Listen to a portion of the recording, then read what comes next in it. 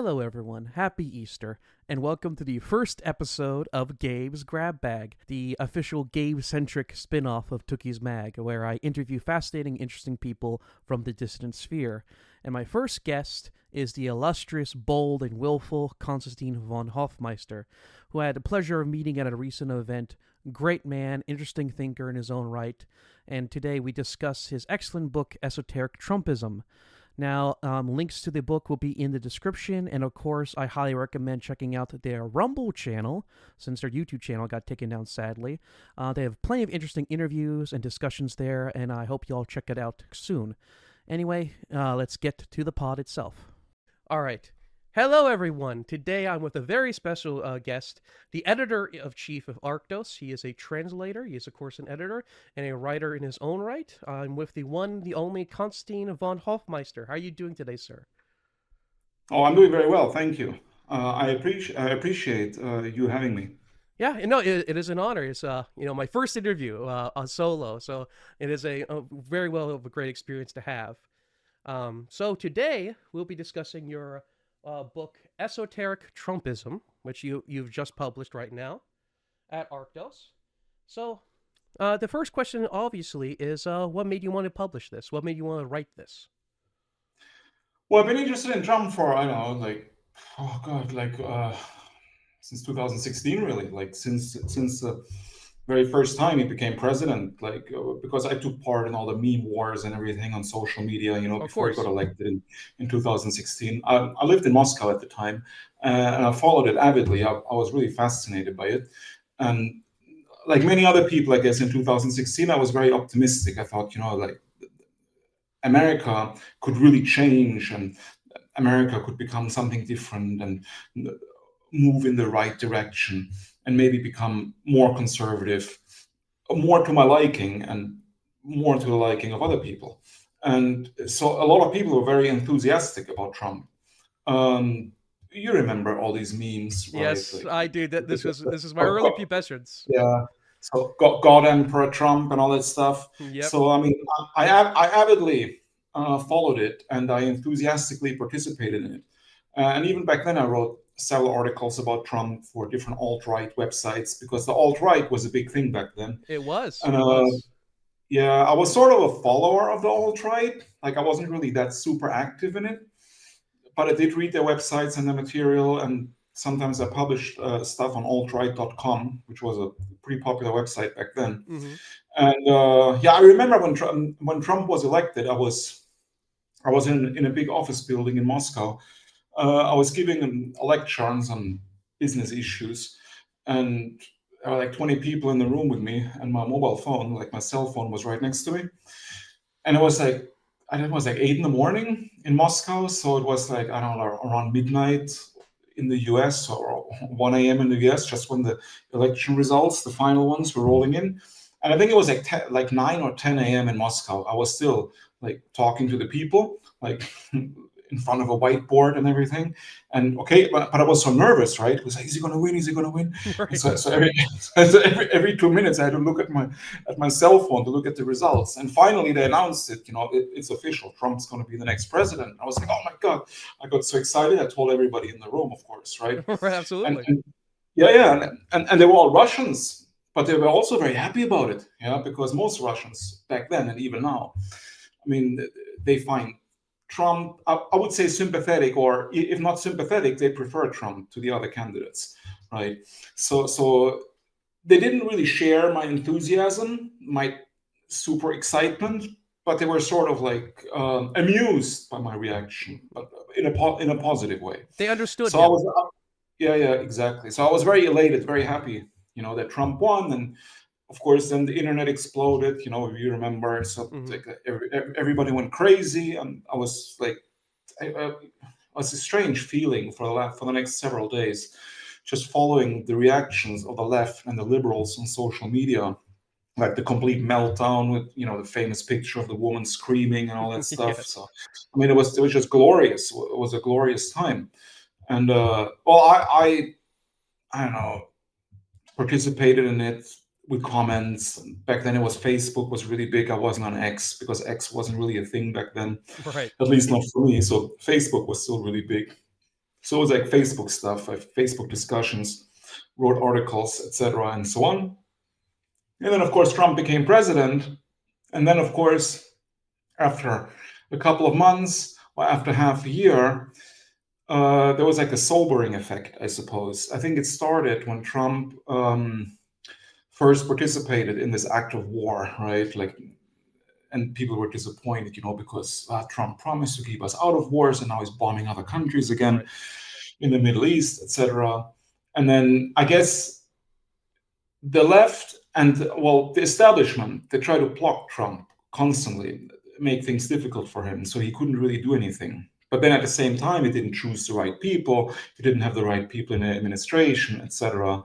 So I guess after 1 or 2 years, it became clear that, it was not as great as it could have been. Right. Yeah. It was sort of a letdown. Yeah. That's a gentle way of saying it. That's a very gentle way of saying it. So it was a bit of a disappointment. And after like 3 years, I sort of even lost interest a bit. It's like, okay, well, it's Trump. He's still cool. It was still funny, the stuff he said, but he didn't really get things done, like the wall. Where was the wall? Absolutely. And where was the mass deportations that he promised? Where is the revitalization? Where is the complete change? Yeah, exactly. Where was the infrastructure? Where was the space travel and all that stuff? The Space Force, right? Exactly. Well, the Space Force exists, I guess, but yeah, this didn't really do much, to be honest. So, because I was expecting, like, I don't know, at least some base on the moon, and then preparations to go to Mars. So, but of course, none of that ever happened. So, yeah. So basically, I lost interest. I just still followed it and retweeted the funny stuff that he said, and that was it. Yeah. And then, of course, 2020 rolls around, and of course, everybody expected Trump to win again, at least in our circles, I suppose. I surely expected it. But then, of course, he didn't win, quote unquote, because some people say he did win, right? Right. And very educated people have assumed that. Yeah, and so he probably won. There was probably some cheating going on in the election, and some people argue they pretty much stole the presidency. Yes, and then Biden is a usurper. Right. Anyway, so now Biden's been in power for, again, like almost 4 years. And of course, I know, everybody knows it's been a complete disaster, right?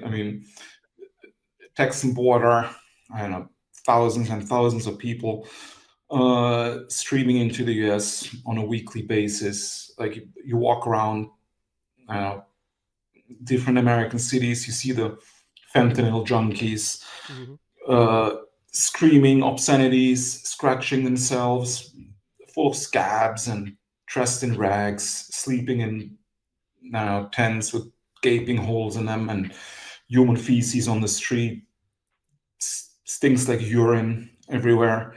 It's a very sorry sight, to be honest. Absolutely. Even affecting northern cities, even Chicago. even these. It's like, wow. Because I lived in America, like, for 12 years. I lived in the US, and I just came from the US. I just took a trip to Los Angeles and Las Vegas. Actually, you and I met. That's how we met, exactly. Yeah. Exactly. It was like last week. So we pretty much met last week in Las Vegas. We went to a conference and the Masquerade Ball, which was interesting. But that trip to LA and Las Vegas was my first time in the US since 2009.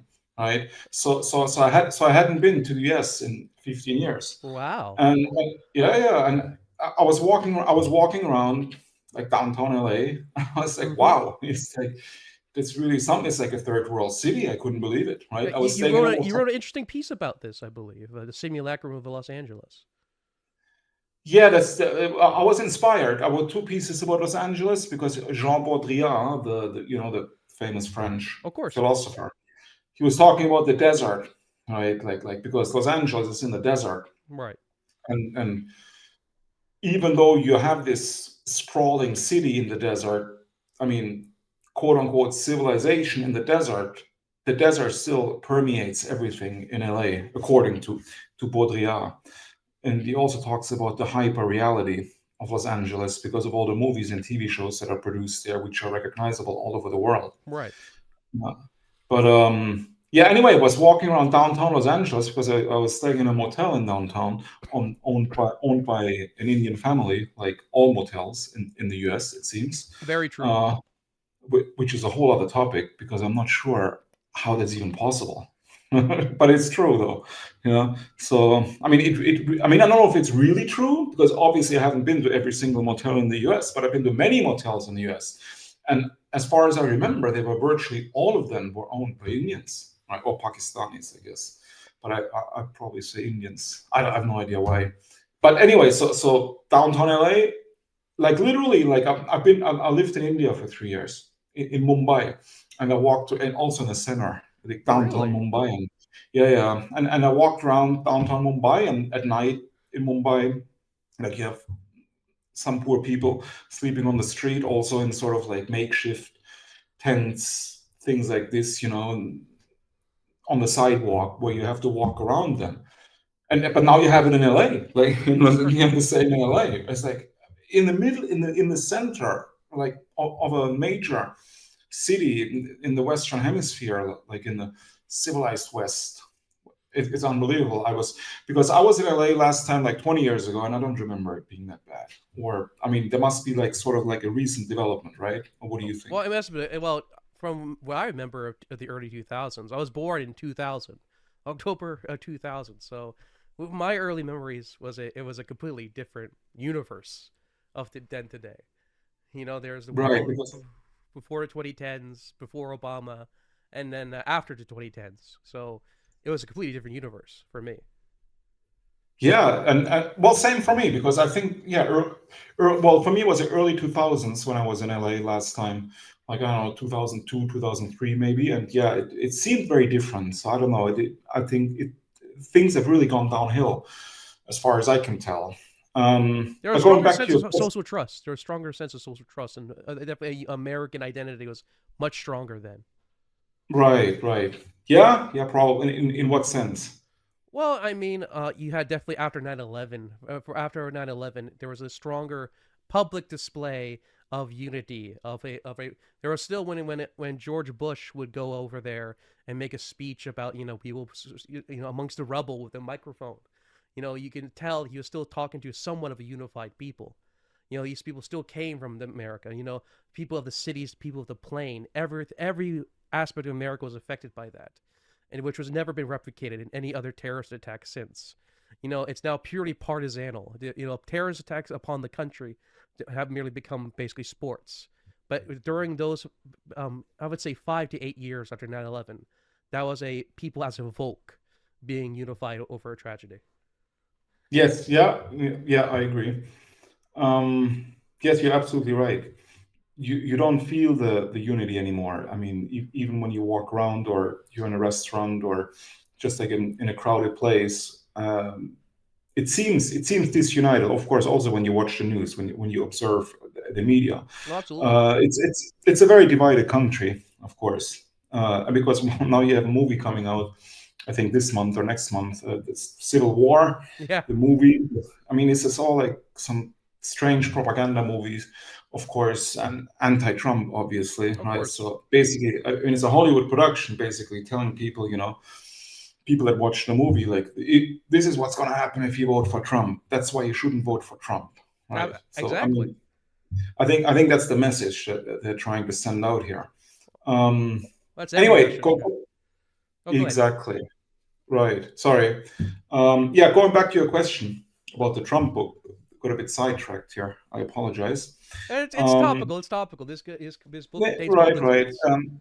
Anyway, so yeah, so then you had Biden, of course, complete disaster. It's just one, one catastrophe after another, like endless wars, like border invasion, total decay in American cities, Black Lives Matter riots, I don't know, torching buildings, tearing down statues, like the cultural heritage of the country being totally destroyed, basically. Right. Especially like a good example would be Richmond and Monument Avenue, where they removed all the statues. It's just like it's a crime, right? It literally is. And nobody seems to care though. Like nobody really seems to care. I mean, even the right doesn't really seem to care because I mean, they complained about it online, but I didn't see many counter demonstrators like in Richmond or in other cities when they were tearing down the Confederate statues, because all I saw on TV were a bunch of like BLM or Antifa types like tearing down the statue, sometimes for hours without the police showing up. Strangely enough, like how is that even possible, right? How do you tear down a statue? I mean, it's in slow motion basically, and law enforcement never shows up or never interferes, never stops you from doing this. Well, they're on the same side. They're on the same side. Yeah, it's just very odd though. Anyway, because it seems to be like that's probably a criminal act to sort of tear down a statue, but apparently not. And where were the counter demonstrators? Like well, the it was people learned helplessness. It was learned helplessness. Like you remember in the early days, people, the right, people my age and a little bit older, we wanted to be boisterous. We wanted to be in people's faces, but we learned very, very, very quickly that the administrative state did not care for it, and we were punished extremely harshly. Yeah, but I'm not talking about illegal acts or illegal actions. I'm not talking about that you should have like physically defended the statues. I'm just talking about like showing up and like voicing your disapproval, basically. Well, yeah, well, right? even like with Christians, like even silently praying in front of abortion clinics, they get arrested immediately. You can do nothing. You can literally sit there in front of the statue, and that be considered like public indecency, while the rioters, it's very much Right. I mean, no, I completely understand what you mean, and I also remember that Trump. I mean, a lot of this happened under Trump, this BLM stuff, and tearing down the statues. And Trump always promised like he would restore order, he would do something about it, but he never actually really did. right. And there was sort of like another disappointment because it seemed it was all talk, but not a lot of walk, right? Absolutely, 100%. So, and then of course under Biden it got much worse, 10 times worse, obviously, because then it became state policy, official, like presidential policy, Right. that BLM and Antifa basically, and I know the transgender madness and all that stuff.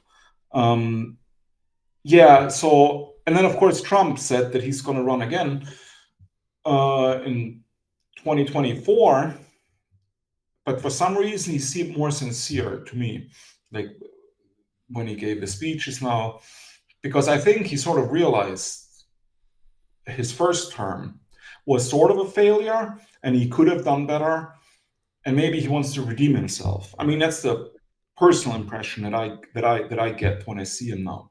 So I got inspired again, almost like 2016 all over again. Right. Sort of like almost like a repeat, it seems to me. And I see that people online, not so much on Facebook anymore because Facebook is dead now. Absolutely. Now it's X, right? So now everybody's on X or Twitter, and now people are getting excited again about Trump all of a sudden. I mean, a sizable portion of conservatives, they are getting totally into it, and so did I have to admit, and that inspired me to write the book. Yes, because I realized, well, there hasn't been any kind of like philosophical book about Trump. Right. I mean, there've been some anti-Trump books, of course, maybe like biographies, but not like some real sort of philosophical treatise on Trump from the right, from a right-wing perspective. I thought it was like a gap, that had to be filled. So, and that's what inspired me to write the book.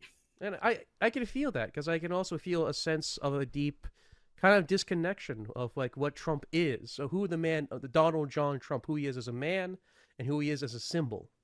Because I think the second term, Donald Trump has realized that he is a symbol now. He has realized, in one of your excerpts, you compare him to a Lovecraftian protagonist. He sees the Eldritch horrors for the first time, and you can't step on the same lake twice. You can't see what you have seen. And the swamp isn't just an idea; it's a physical, real place. And he's been to that place, and he now has no choice to really go back in there again and actually make sure to truly rip it out root and stem. That I feel that in that sense of your book, you're trying to delve into Trump as the ideal, as an identity. I mean, you portray him multiple different ways: the frontier king, Donald Trump, the apocalyptic warlord, the Dawn, and the Freedom Riders. You've even claimed at one point that Trump is the fulfillment of German idealism, which I would love to get into. So well, there was that was sort of a play on a meme that was very popular in 2016. There was, I don't know if you remember, in 2016 there was this short clip of a guy who claimed that Logo Trump is going Dailius, right? I to think fulfill it German. was a Twitter poster. Yeah, exactly. That he's going to fulfill German idealism, Mm-hmm. and it became a really popular meme. And I thought, oh, it'd be really cool to include this in the book and connect it to Hegel, the German philosopher, and Right. the world spirit and all that stuff. So that's what inspired me. Actually, a lot of the memes inspired me, and the images. Same with like as Trump as a post-apocalyptic warlord, Yeah. right? Because I've also seen a meme like this somewhere on Facebook maybe years ago. I mean, there were so many memes about Trump, and a lot of them inspired me to write like the different chapters in the book. And well, you just said it though, because the book really explores not so much Trump the man or Trump the person, but more Trump as a symbol. Yes. Right. Trump sort of as a movement. That's why it's esoteric Trumpism, right? Right. Because Trumpism is a movement. And I think even without Trump, it would continue because Trump is the person that inspired the movement. But he's not necessarily the only one who's driving the movement. I think it sort of took on a life of its own. And people rally around Trump because they're basically using Trump, I don't know, as like a totem pole where they basically dance around. Right. But in reality, he's an inspiration that is that goes way beyond like his mortal shell, so to Right. speak. And I would say not only in the US, but also internationally, because I would say even in Western Europe, like the nationalists, like say here in Germany or nationalists in France, like very often write articles or report on the Trump phenomenon in the US positively. Yes. And even this kind of populism that Trump basically brought to the mainstream has become sort of like a real, I would say, like a rallying point, yes, for all kinds of like right wing nationalists. Or like a A lightning rod. force in the West, exactly, like a lightning rod, like a beacon in the darkness. Um, People can see it, they can follow it, and they get inspired by it. And I guess it's because in the US you see these videos of the Trump rallies where Trump speaks, and like thousands and thousands, like a sea of people are just cheering him on, like almost ecstatically. Right. They treat him like almost like a new messiah, as like a Jesus-like figure, and people like it, and I like it. I find it inspiring, and I find it appealing because you can sense the energy that he brings out in people, and it's not just a general energy, but I think it's an energy that sort of really unifies the people and becomes almost like an organism in itself. Yes, because people cheer, they scream, they clap, they, hooray, Trump, make America great again. I don't know, put her in jail, and Lock her up. you, Yeah. you have all these mantras, like in a church, basically, and people automatically feel connected to some kind of larger organism. Yes, that is really pulsating and vibrating, almost like a Lovecraftian entity. Since you already brought up Lovecraft, you're basically like Trump is conjuring, like bringing forth some entity from the nether regions that might, I know, one day cleanse all the dark forces and the filth that is now operating out in the open. Yeah, he might awaken the dreamer, right? The dreaming god. Possibly. Yeah. Yes. I mean, these are all metaphors, of course, Well, right? I mean, they're apt but metaphors. They're apt yeah, I metaphors. think so, right? Because I mean, I think even a lot of like mainstream commentators have talked about this, like the sort of magnetism that Trump exudes, and that people really get captivated by his aura. I mean, just like last week, a friend of mine showed me a German news magazine, Der Spiegel, which is like I would say, it's the number one news magazine in Germany.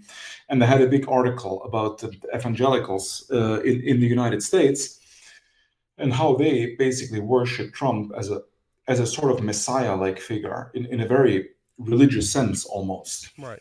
And the fact that he, I know, committed adultery and that I know he gambled and did all kinds of shady deals, which is of course true, does not bother them because they say, well, Jesus also forgave like Mary Magdalene, you know, and she was Right. a prostitute, so it doesn't matter, right? I mean, he's a sinner, but he can be redeemed and he can still become a new prophet, basically. Right. Yes. Well, of course, it's the age of Caesars, right? It's the new age of Caesars.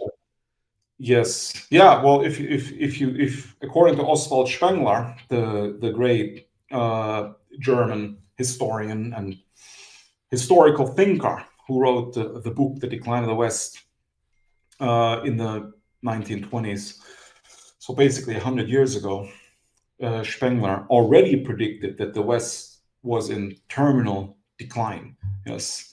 And imagine 100 years ago, I mean, if you look at pictures, if you read books, or even watch videos of that time, it seemed like paradise compared to now. Oh, absolutely. Yes. I mean, if you look at I mean, even in the Weimar Republic, like Berlin in the Weimar Republic looks absolutely gorgeous, wonderful compared to Berlin today, to be honest. Oh, absolutely. Yes.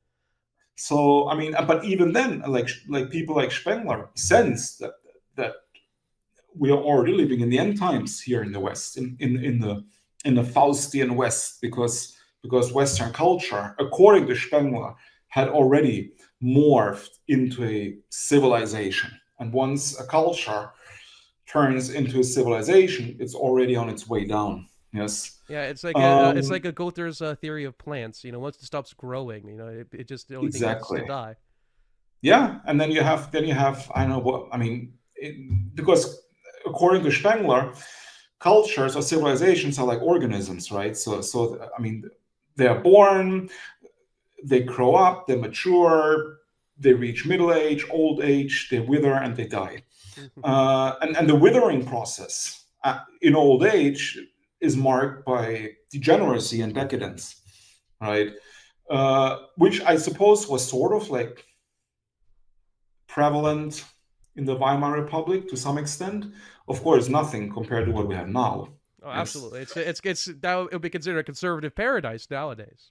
Yeah. Now it's just like everything has become so grotesque. I can't even imagine what Spengler would say if somehow through a miracle or time travel he would wake up in I don't know in New York tomorrow or Los Angeles or Las Vegas or Berlin, Paris, London, you know, and what would he say to this? What's Uh, going on here? I think he would refuse to say anything. I think he would refuse to live. To be honest with you. Right. Yeah, I can't blame him to be honest. So Age of the Caesars, right? So Spengler said in Decline of the West that in this phase of terminal decline of the West, there will appear strong men, yes, of strong will, who will try to once more stem the tide of decline, resist the degeneration. Of course, they will ultimately fail because it's, according to Spengler, once a culture is in decline, it's inevitable. It cannot be reversed. So the Caesars that are going to come, they will rule for a certain period, but it will only be temporary. They will not be able to reverse the decline, of course. They might be able to make some temporary sort of like improvements, maybe, but in the end, they will also be swallowed by the flood, by the negative flood. Well, it's like human Yes. life. Death comes for all. Well, exactly. Right. So I think I mean, I see Trump as a Caesar-like figure in the terms that Oswald Spengler laid out in The Decline of the West, and not just Trump. I mean, there are others, right? Like you have, I mean, I think Putin is another Caesar. For me, it's very obvious that Vladimir Putin is a Caesar. Trump definitely also a Caesar. Maybe Viktor Orban in Hungary. The new ruler in El Salvador, who also wants Rome. Yeah, Exactly. Yes, and he just tweeted something a couple of weeks ago. He said, "We need a new Rome." yeah. I mean, he actually tweeted that. I was like, "Wow, yeah, he's a good guy." So I mean, you have all these people appearing now, and all these people are very, very popular. I mean, they have huge approval ratings. I mean, Putin got like almost 90%, like I think 87% approval rating. Because, I mean, the election was just a couple of days ago, the presidential election in Russia. Right. I mean, it was clear that he was going to win before the election started, obviously. So it was more like a plebiscite. It was more like a referendum. Yes, because I guess the Russian government wanted to know, like, are people still happy with what Putin is doing after having been in power for over 20 years? And apparently they are. Yes, and I know a lot of Russians. I mean, I lived in Russia for 12 years. I have a lot of Russian friends, and virtually all of them support Putin. So I totally believe the results. The 70, well, he's the only one holding it together. 87%.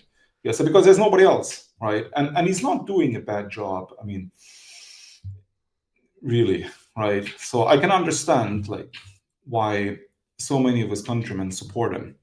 And with Trump, it's also a phenomenon because I think the approval rating, I mean, it's at least 50% in the US, if not more, right? Because, I mean, of course, if you walk around the West Coast, Los Angeles, San Francisco, etc., or the East Coast, like New York, Boston, whatever, everybody, I mean, you will mostly hear negative things about Trump, right? Because he's all these liberal cities. Well, he's a figure of the land. He's a figure of the land. Yeah, that's my point. It's the heartland, right? The flyover country. Yes, because if you're like, I don't know, Iowa, North Dakota, Kansas, whatever, smaller towns, I would say the vast majority of people there support Trump. And I can probably attest to this because I traveled extensively in the US and I traveled through all these states, like the heartland, which is my favorite part of the US, to be honest. And I talked to lots of people there in diners, in bars, in restaurants. And yeah, I would say the majority of people there are conservative and pro-Trump. And I would even say that these red state Americans, the Republican state Americans or heartland Americans, I would say they're more conservative than the average European. Yes, so I think America, with all the liberal woke insanity that you have on the coast in the coastal cities, the heart of the United States is still way more conservative than Western Europe today, in my opinion. Well, the heartland is much more younger heartland. You know, America is still a very, very young country. You know, by any standard. Yeah, well, you know, that's philosophically debatable though, because in my opinion, the United States is a European country because it was founded by Europeans. Oh, of course. And well, obviously, right, but based on European principles of government, philosophy, history, culture, etc. So I think it was just like a European country that was transplanted from Europe on foreign soil, but already old, right? Because the people that founded the US, they came from Europe and they already had hundreds or even thousands of years of heritage in them, right? So in that sense, it's not a new country, right? Because it's just a continuation of European civilization, just not on the European continent. That's a fair. Jefferson made that argument that the Americans were more older than the British because the British were the Normans and we're the Anglo-Saxons. We're technically older. Yeah. And he has a point, right? I think he has a point. So in that sense, it's not a really new country. It's also an old country.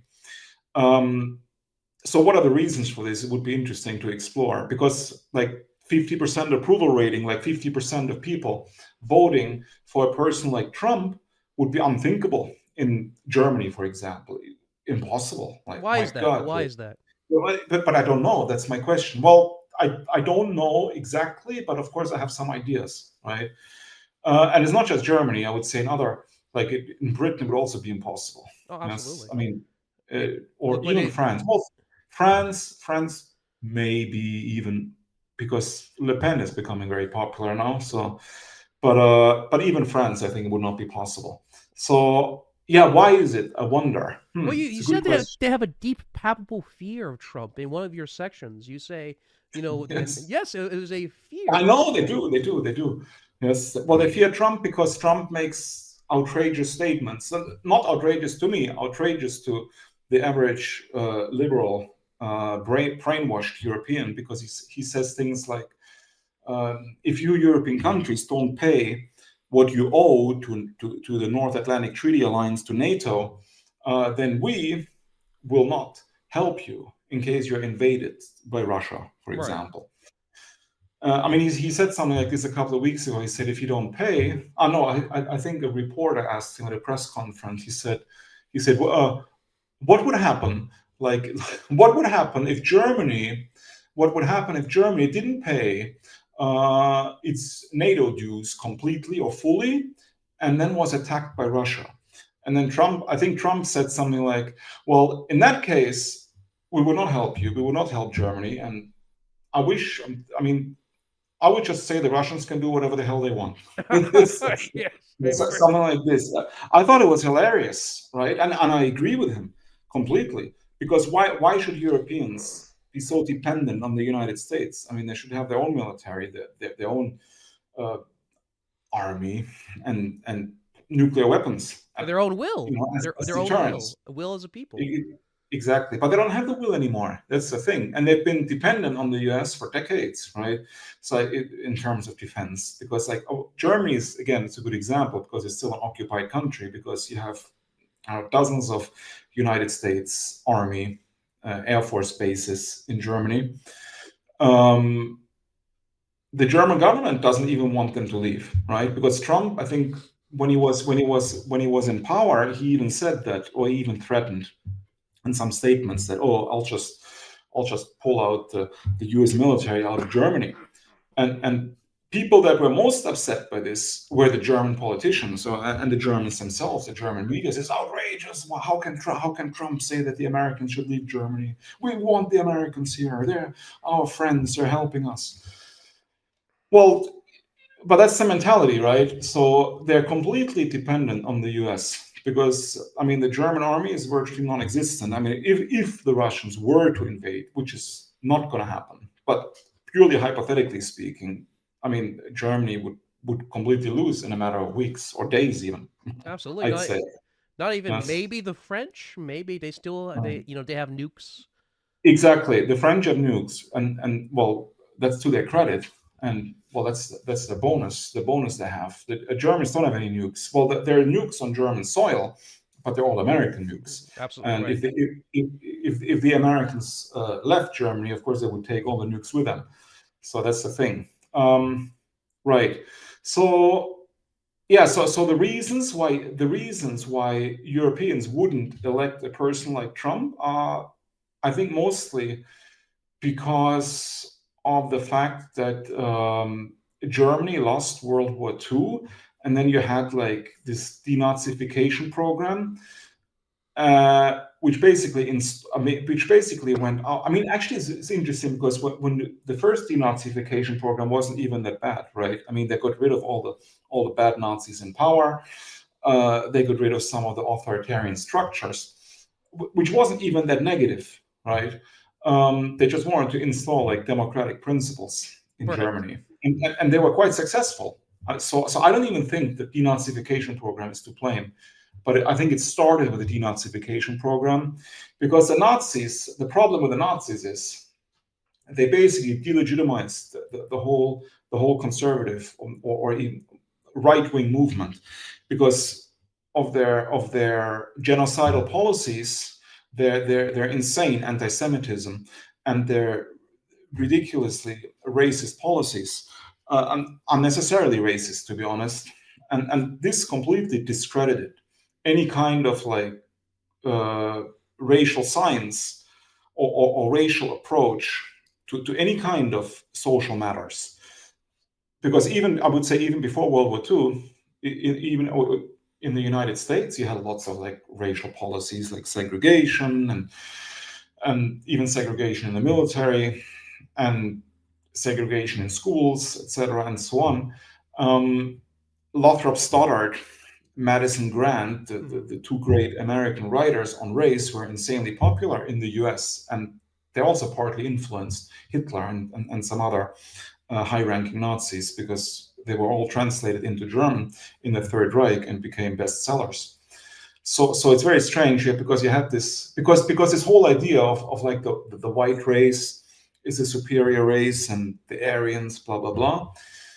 This was, in my opinion, this was like a foreign concept in Germany before the Nazis came to power. Or I would say in Europe in general, this was a very foreign concept, because Europe really thought in terms of nations and not in terms of race so much. Yes, that's why you had the Germans who were white, of course. Then you had the French who were white, but they considered each other arch enemies. They're Abfeind, you know. Yeah, well, Spengler talks about this, right? About he disagreed with their view of race. That was much more too mechanical. It was too technical. Yeah, it's too biological and too primitive. And he also criticized anti-Semitism, because it was too convenient, too easy, scapegoating, and it was not entirely rational. Right. According to Spengler, who was, by the way, also partly Jewish himself. Yes. Oh, really? Yes, on I think on his mother's side, the grandfather or grandmother was Jewish. Yes, you can. It's even in Wikipedia. You can read in the Wikipedia entry. You can find it. I did not know that. Wow. Yes. I mean, he wasn't a half Jew, but he was partly Jewish. Yes, and it was known even during the Third Reich. You know, it's like right. Well, he certainly wasn't a leftist of any sort. Yeah.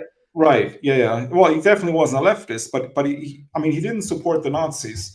Because, I mean, they wanted him to have a high position in the Third Reich, but he basically declined it. Yes, he didn't want it. Right. He didn't want some official position because, well, like you said, because he rejected their views. Yeah, from what I understand, he liked Mussolini more than Hitler. Spengler. Same thing with Schmidt. Early. Yes. Right. They were more fans of fascism than they were of National Socialism. Which I sort of understand, because the early, before the fascists allied with Nazi Germany, they didn't have these crazy racial laws or anti-Semitic policy, because a lot of like influential Jews even supported the Italian fascists. They literally drained the swamp in one of your stories. Exactly. They literally they drained the swamp. Right. Yeah, which is also my book, by the way. Yeah, that's what I was referring to. Yeah. So anyway, so that's the problem, right? Because of the Nazis overdoing all that stuff, and then the Holocaust, of course, and not just, killing a lot of innocent people, Jewish people, I don't know, Gypsies, Slavs, etc., in massive camps. I mean, it delegitimized the whole idea of race. Right. Because that's what happened. Because after that, it became sort of a taboo after World War II. Because people said, if you think in terms of race, then you have Auschwitz, then you have the Holocaust. So you cannot do it anymore.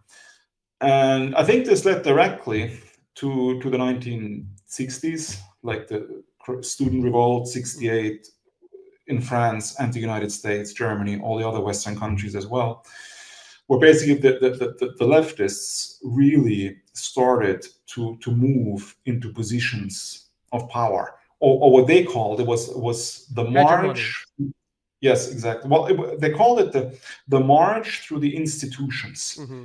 Yeah. Yes, academia, journalism. Exactly, where they occupied all the key positions, like you said, academia, media, government, etc. And that's where they are now. Like in countries like Germany, all major media outlets are left-wing, right, dominated. The same with academia, all universities, but I think it's the same in the US. Absolutely. Well, it's very, partly how I felt was that the reason why the leading newspaper of Germany is obsessed with American evangelicals, right, is that in a lot of ways the political in the Schmittian sense is much more realized here than it is in Europe, and I think that's also partly why they fear, Europe fears being truly political again. With the EU, with being not a servant but a protectorate of America, they don't have to think of the political in the Schmittian sense. It's always the endless conversation. You know, Exactly. when if Trump leaves, they have to be a state again. They have to be sovereign again, and the burden that comes with sovereignty, the responsibility that comes with sovereignty. And I think Europeans in a lot of ways just simply have forgotten how to do that. Yeah, no, no, absolutely, I agree. Right? They've become very complacent, and I can sense it even when I talk to people here. I mean, they complain about, I mean, say, I don't know, the war in Ukraine or other conflicts, but they never say that we should somehow get involved actively. They always say, "Well, America should America should do something. America should send more weapons. America should do that. America should do this." Yeah, action is Um, unthinkable to them. Absolutely unthinkable. right. Yes, and but then at the same time they have this schizophrenic attitude, right? So they don't want to do anything by themselves, but when America actually does something, I know, bomb another country, for example, or invade another country, um, they complain. They say, "Well, there we go again, American imperialism. The Americans again.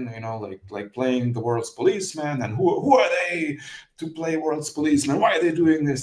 America needs to be stopped."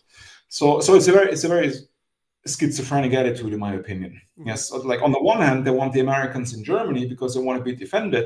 On the other hand, they don't want Americans to act. They don't want Americans to act in their self-interest because they think it's imperialism, and imperialism is always bad. Right. Because they've got a bad rap, I guess, Right. in Europe. Well, that Yes, I reminds think. me. Oh, go Yes, ahead. sorry. No, go ahead. No, no, please. Well, No, no, you go first. well, I was gonna say this reminds me very. What you're talking about very much reminds me of the section of Hour of Decision when Spengler talks about the pacifists. The pacifist movement that was growing up, socialism, and he talks about Ah, how exactly. they despise war, they despise colonialism, but every time there is a communist terrorist attack or there's a mass slaughter of the Soviet, or if a bandit or a killer or criminal gets punished, they cry tears of fountains. But when a terrorist is killed, they perfectly fine with terrorist attacks. So this reminds me, what your rhetoric, what we're talking about, very much reminds me of Our Decision. And this book, in a lot of ways, reminds me of Our Decision as well. Both not only in the subject matter but also the timing. Our Decision was written in 1933, if I recall correctly. Right. This was Right. written in 2020. I assume it was written in 2024, right? How long did this take you to write? Oh, no, it came out in January 20, so actually it was written at 2023, the like middle end Middle end. 2023. Middle So end. so so I started it in the middle of 2023, finished it like maybe December 2023. Oh, so it was a very quick write. Yeah, like at 6 months, 7 months maybe. Oh, Right. yeah. And one of the striking features of the novel is actually the structure. It's very much a kaleidoscope. You take these personas, you take these archetypes. You take He-Man, you take Conan, you take Lovecraft, Edgar Allan Poe. You take the not only ideas. One of my favorite sections was actually based on, Naked Lunch. You have Burroughs typing on his little Ah, bug right. keyboard, and America is sick, neon lit, and a surgeon's gonna cut him up, and it's always the Russian nesting dolls. America's always divided into two. It's always between will it be degraded or will it rise up? Will it be rejuvenated or will it decay?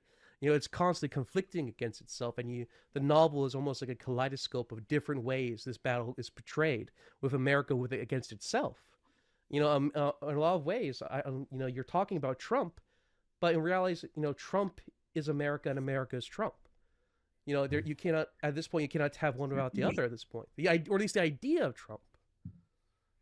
Yeah, well, that's debatable though, right? Because I was just posting something about Trump on Facebook, out of all places, because I still have a Facebook account, so I post things simultaneously, like on X and on Facebook, or some pro-Trump meme. And a friend of mine, he's very liberal. He's a Biden voter. lives in Santa Cruz, California, and he commented, and he said, no, Trump is everything. I mean, Trump is basically Trump symbolizes what's wrong with America today, and Biden symbolizes what's right, in America. Yeah. And he wasn't kidding. He was serious. So when you say that Trump is America, America is Trump, I think that's only for half of America, right? Because the other half, they say no, Trump is the the polar opposite of what America represents. Yes, because that's what the liberals or the leftists say. Well, true. Yes.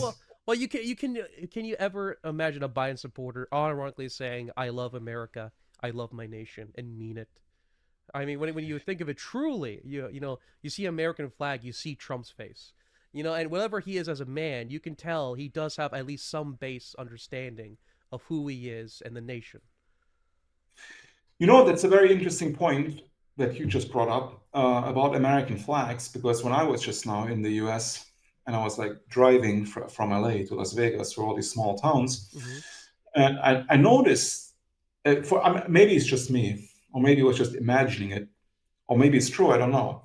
But I remember like 20 years ago, or even 15 years ago, when I was last time in the US, there were American flags everywhere, like in front of shops, like schoolyards, and in front of government buildings, and I don't know, front yards of regular houses.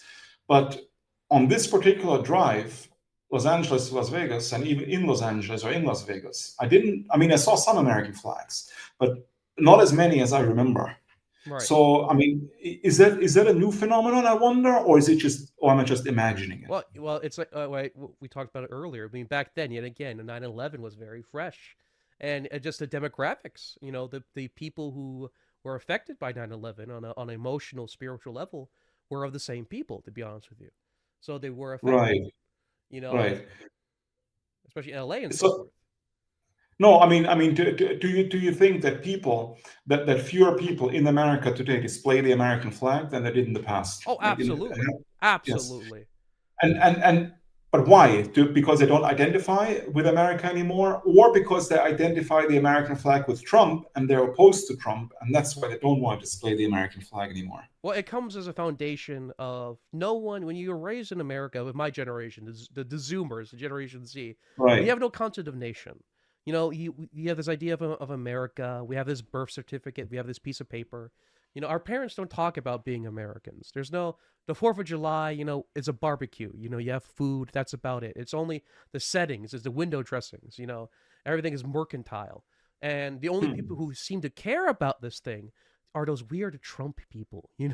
So you have the foundation of not caring about America, and the only people who actually care about America, who have the sense of nationhood, are these people, these bombastic MAGA Trump people, who you are raised, and if you're a good, educated suburb person, to despise or look down upon. So it's both. Obviously. Right.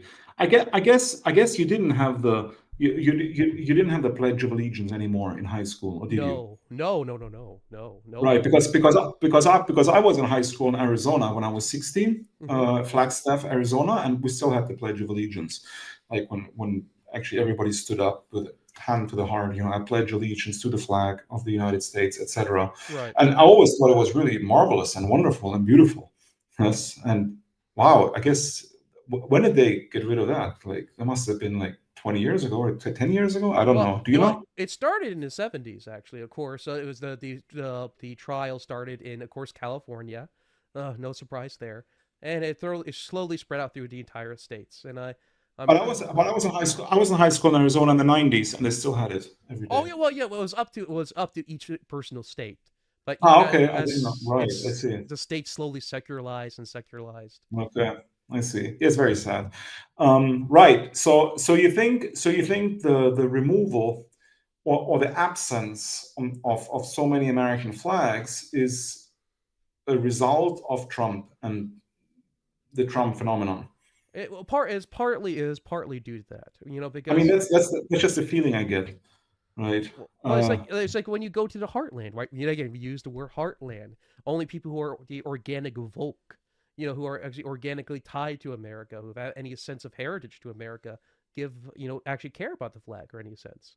Because Okay, right. it's a Well, as they spectacle. should. Yeah, exactly. Um, yeah, well, which brings me, I guess it's because it's the difference of land and sea, the land civilizations, the sea civilizations, which has recently been. I mean, this whole theory has recently been popularized by Alexander Dugin, the Russian philosopher, Mm-hmm. who talks about the whole idea. I mean, it's Carl Schmitt also talked about it. The whole idea Land and sea, of yeah. of Rome. Rome was a land-based civilization. It spread from the city of Rome. It spread outward. It radiated outward the empire and conquered mostly other countries, other lands in land-based wars and land-based conquest.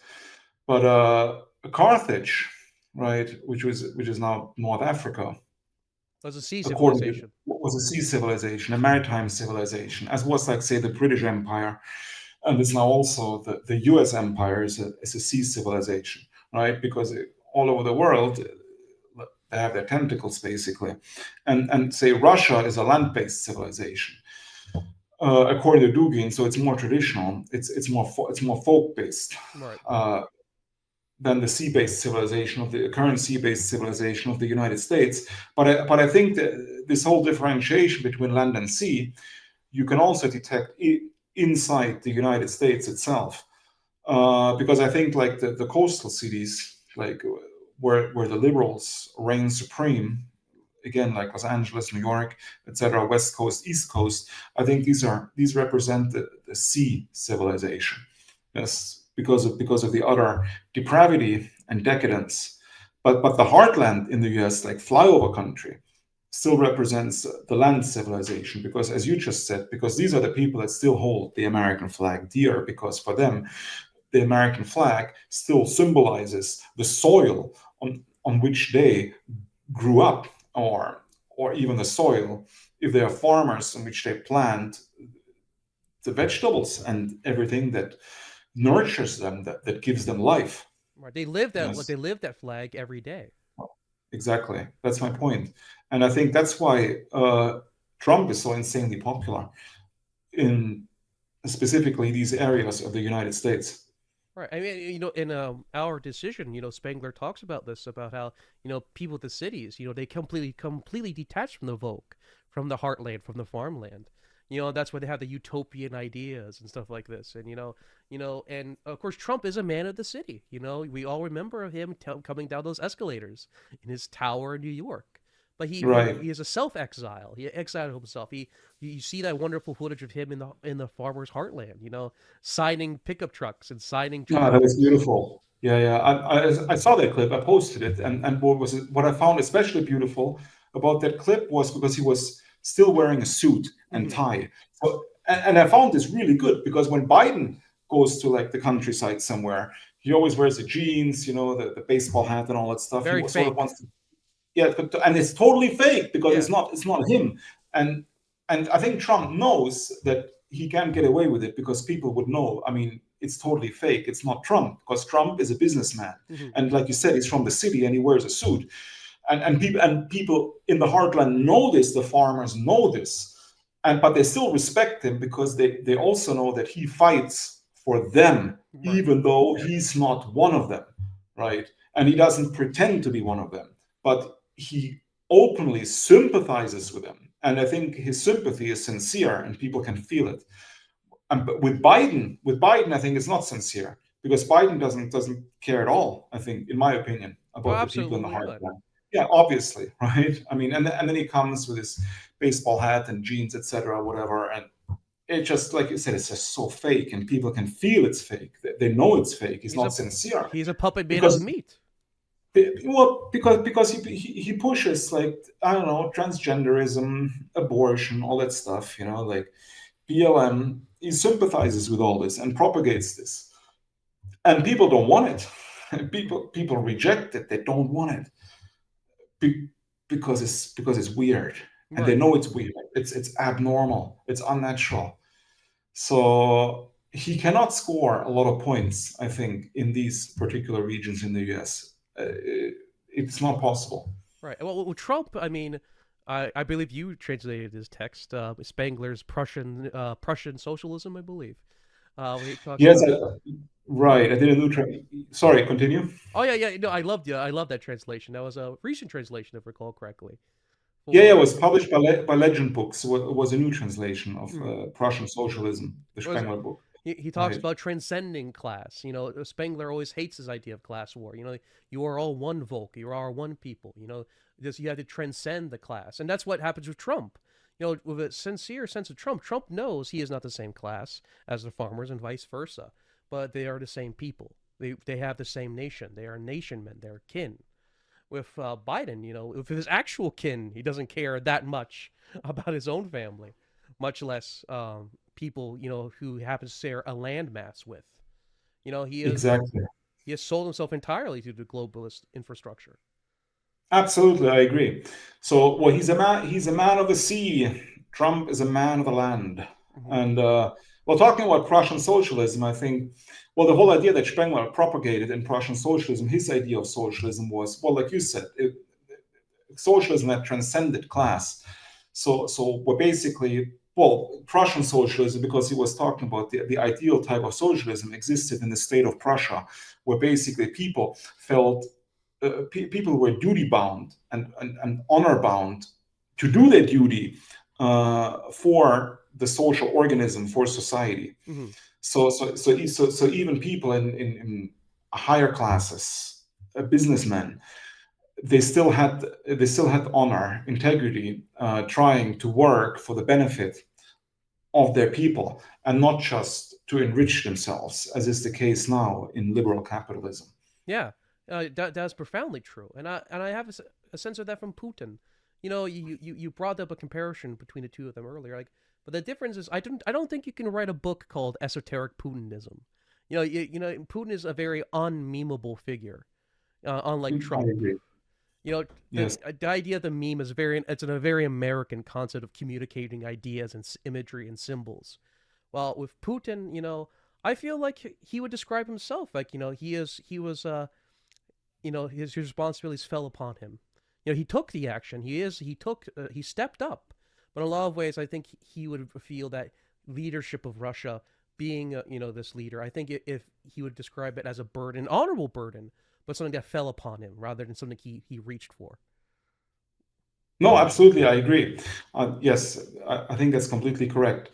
And but what, like you said, when you talk about Prussian socialism, the Prussian type of socialism, I think that is what Putin also tries to implement in Russia, because Russia now it's not a communist country, no matter what some people say, right? I mean, it's a capitalist country. Right. Russia is a capitalist country now, and in my opinion, a very successful capitalist country. I mean, I go to Russia regularly because I still have friends and family there, and there's massive development, infrastructure development going on in the big cities. New highways, new high rises, skyscrapers, all kinds of infrastructure projects all over the country. It is really impressive. And well, you have a lot of so-called oligarchs, right, in Russia, meaning very rich people with a lot of influence. And I think there's sort of like an unwritten rule in Russia. Like basically, you can be an oligarch, you can have, I don't know, billions of dollars, you can have your villas, your yacht, etc., whatever, but you cannot go into politics and oppose the Putinist government, uh, oppose the government. You cannot go into opposition to the government, Right. right? Because then you work against the whole social organism and need to be stopped, right? So because you have all kinds of oligarchs in Russia, and I think most of them are left alone unless they act against the government, against the interests of the government, and therefore the interests of the people. Like Khodorkovsky, for example, would be a good example, Right. because he was a very successful businessman, very rich one, but then he had the idea of opposing Putin, and of course it didn't work, right? It didn't work out for him. So basically, what Russia has, I think, is a type of sovereign democracy, right? Where you have a democratic country, where you have elections, and even on a local level. But at the same time, you have real social cohesion. You have unity among the bonds. people. And interestingly, because Russia is basically a multicultural, a multiracial, and a multi-confessional country.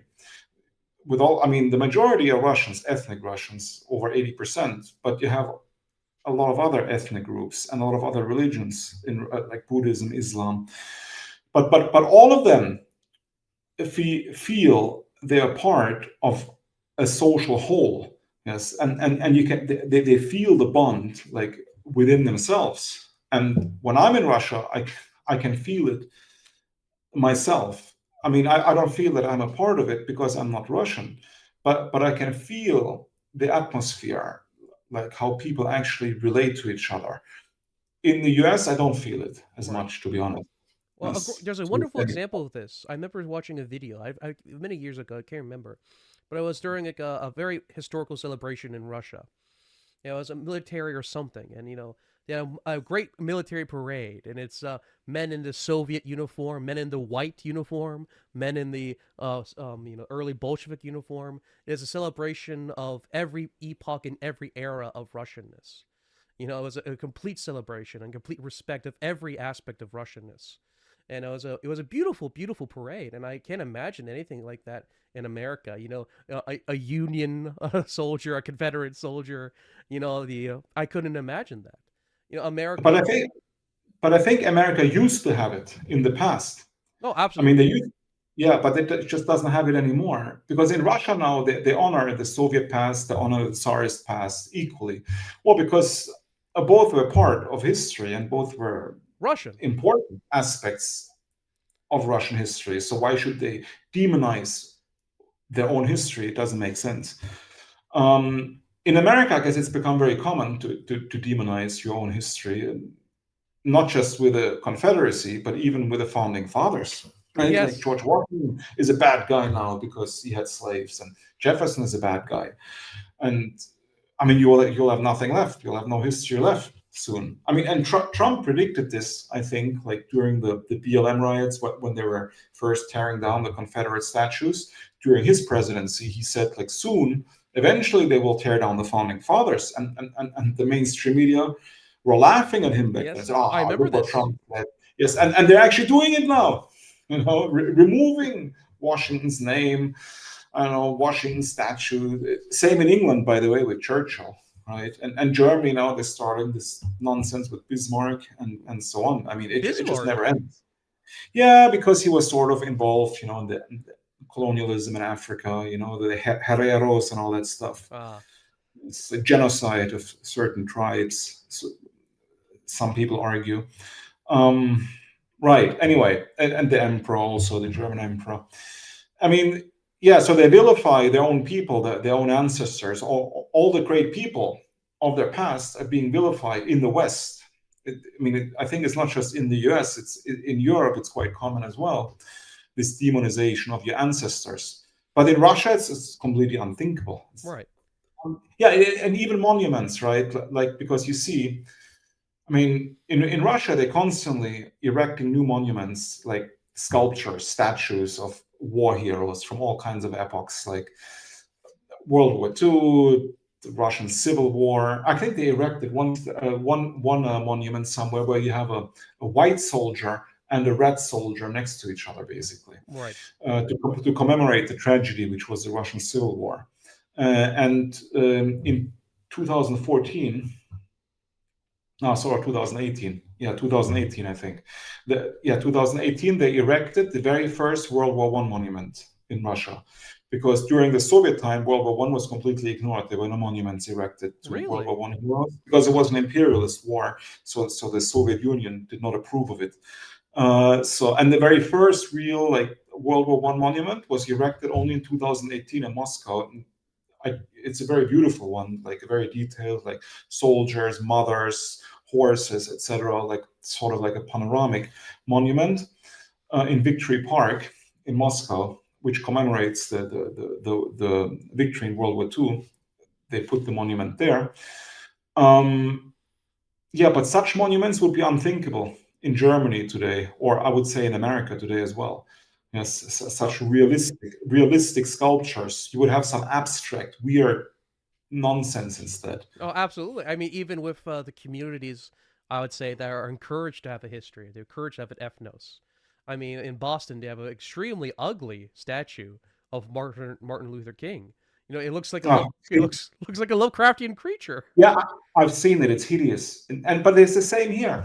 Like people cannot produce beautiful art anymore and put it in a public space. It's almost as if in the West people are embarrassed to display beauty in public, and it's quite notable everywhere. Like you can go to all kinds of beautiful places in the West.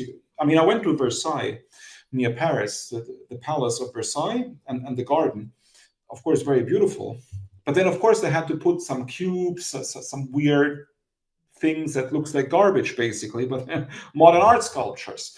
And it's like everywhere you go in the West, in Europe, if it's 19th century, 18th century, castle, palace, beautiful garden, they always have to add some weird, incongruous stuff that literally looks like garbage. It's very odd, and it's obviously on purpose, like because I think they cannot stand the symmetry, the beauty by itself, so they have to somehow disturb it with something modern. It makes them Right? uncomfortable. It makes them yet Very again uncomfortable. because Yes. it is a But in stick. Russia, in Russia, they don't do this. Like even the new stuff, they make it look. And I wouldn't say they make it look like the old stuff, but they make it look like it. Well, they make it match the old stuff, basically. Right, so it seamlessly blends in and doesn't look like it's completely out of place, like the stuff they put up here It's or in the cohesive. US. It's cohesive. Exactly. It's supposed to seamlessly fit into the history and the people of the Russian people, not be so extremely Exactly. jarring. I mean, I can't imagine like you described this beautiful statues of a white soldier and a red soldier, you know, standing side by side. This would, for many reasons, would not be in America because even amongst you know, let's say centrist white Americans, they would not care. You know, maybe some Southerners still have ancestral pride, but even they either don't know if their parents or ancestors fought in that war, or they don't even care if they did. You know, it's Well, deracinated. yeah, I mean, it would just show that I mean, you wouldn't even take sides. I mean, if you had a monument in the U.S. with a Union soldier and a Confederate soldier standing next to each other, it would just symbolize that you honor the history of your country and you honor both sides. And it doesn't necessarily mean that you have sympathies for either side.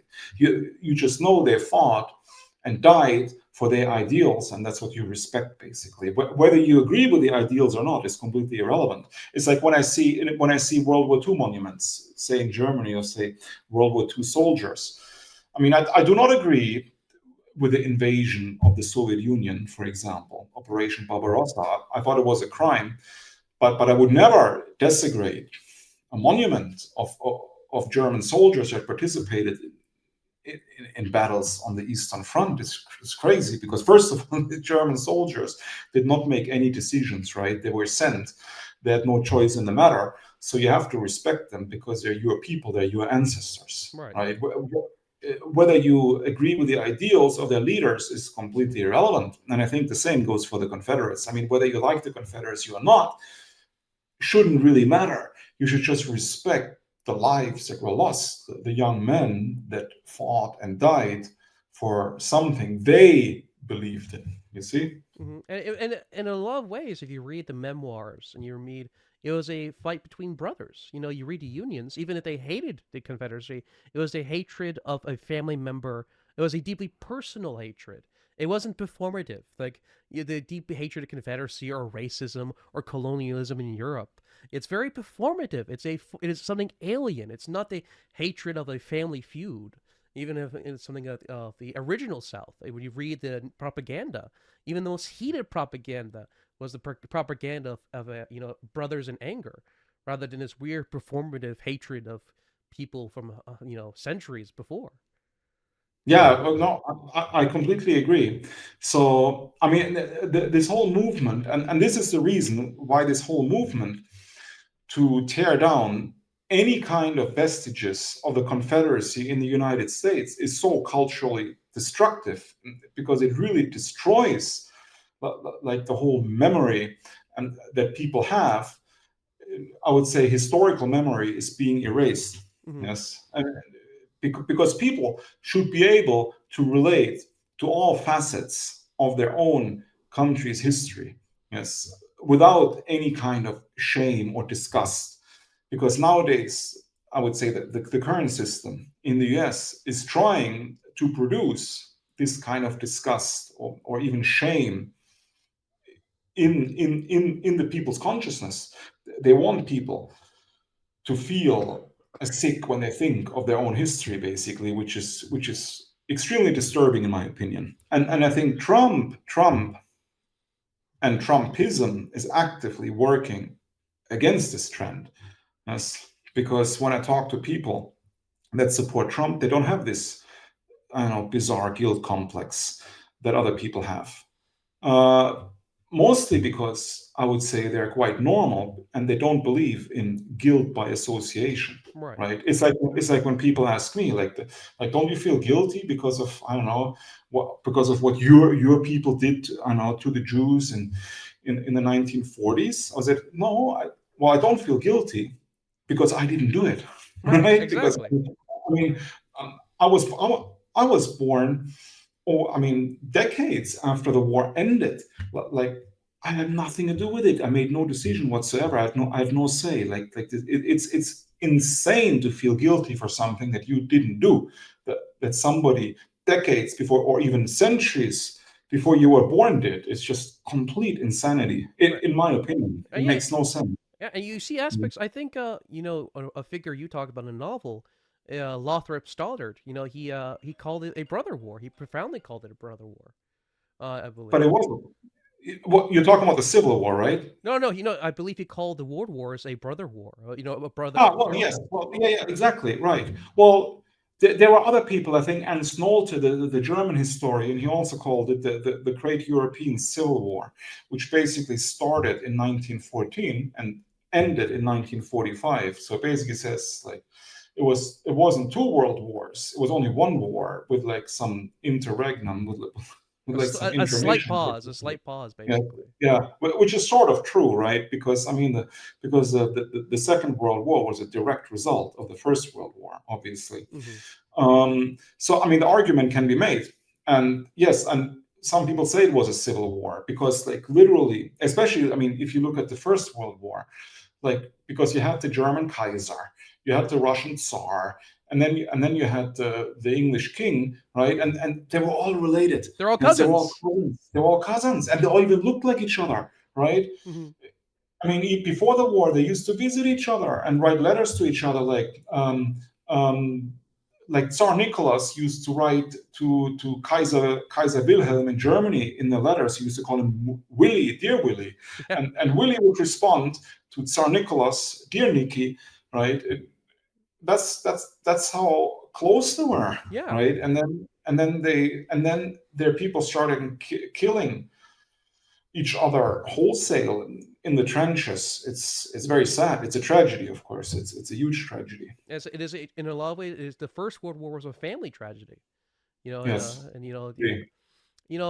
There's this quote you use, a Hemingway quote, I find very beautiful. I think it describes not only this book, but Trumpism as a whole.